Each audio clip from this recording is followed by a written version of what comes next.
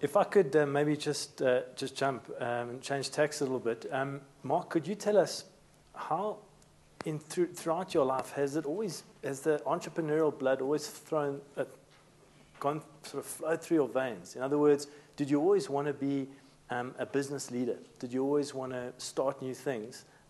Obviously, with your latest adventure, you've almost embarked on this brand new idea. But prior to that, did you always know that you wanted to lead companies? Yeah, I think when I was 16, I was very, very clear about the fact that I'd run a big company one day. And it kind of came to me in quite a seminal moment. By the time I was 28, I'd written, I'd written a management credo that I carry with me, in my case, everywhere I go today, and that defined the way in which I'd run a business. So it was very, very clear that that was going to be the case. But again, when I was 16, I had my first entrepreneurial endeavor, which I won't waste your time talking about it now, but then, when 16 years old, that was 1966, I made 9,000 Rand out of a little venture, and that was a lot of money in those days. No, sorry, was that that was the concert? Is that no, that came... That came later, sorry. Yeah. Okay. Then went on, got into... I mean, I'd always loved music, but I ran the music almost as an entrepreneurial venture. I ran the band on the basis that I would take the door, and I would pay the musicians a fixed salary. So there was a lot of risk that I was taking, and I owned a lot of the equipment. So even that was kind of, quite entrepreneurial. And then I met and married Annette in 3 months, and tomorrow that'll be 32 years ago. And I don't know how entrepreneurial that was. But I know a great jeweler where you go to get the right gift. And directly thereafter, my father had been doing property development with his brother in northern Natal, and they developed some shopping centers. And I said, I want to take a couple of the shops, and that was my first entree into retail. I opened up a little store, one initially selling hi-fis and home housewares and home appliances and so on. So there seemed to be the theme. I think some of it's genetic. I come from a large family who, from the time my grandfather landed in this country in 1910, very few of the family have been employees in the pure sense. We've all been doing things for our own account and doing new things, and it's spanned a massive range of activities, from property development through manufacturing, through retail, through various things. So I think the genetic thing was there. By the time I got to those 6 macro stores, that was actually, in my mind, the 5th entrepreneurial thing I'd started in my life. And I never started the stores, but I saw the entrepreneurial opportunity, I guess. And I think, Ross, you used the word opportunity. I think that's what the best definition I ever heard of entrepreneurship was from one of my Harvard professors, a guy called Howard Stevenson, who said that entrepreneurship is the pursuit of opportunities beyond the resources controlled. And I think that's right. I don't think that we ever kind of say, what have we got? We say, where do we want to go? And then we find what we need to get there. And that's been the pattern. Wonderful. Robbie, how much of running a business and leading a business is strategy, and how much of it is gut feel?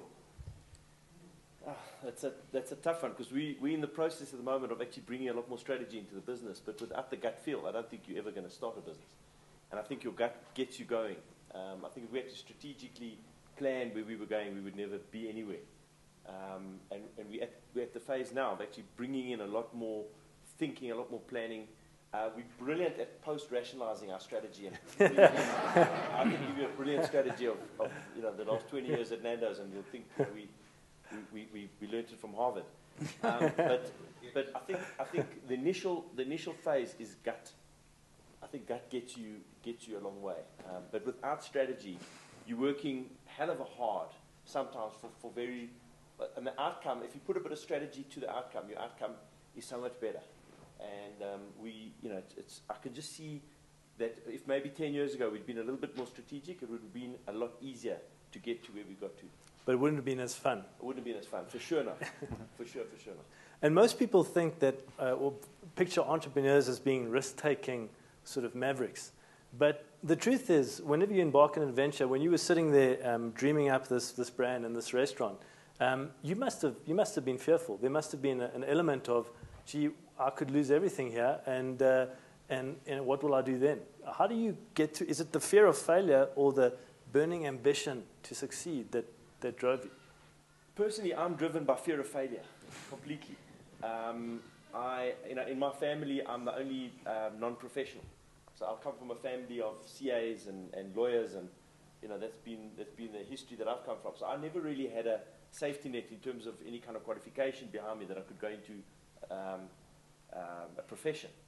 So that drove me, tremendously in terms of just getting my hands dirty. Because I think that often, if you're a professional, you think, well, you've got that safety net. And I often deal a lot with professionals now, and it's that real hands-on kind of getting your hands in the muck that I think is essential to knowing the business and start growing up with that business. So, but that risk. So to me, it's failure. I'm absolutely petrified of failing.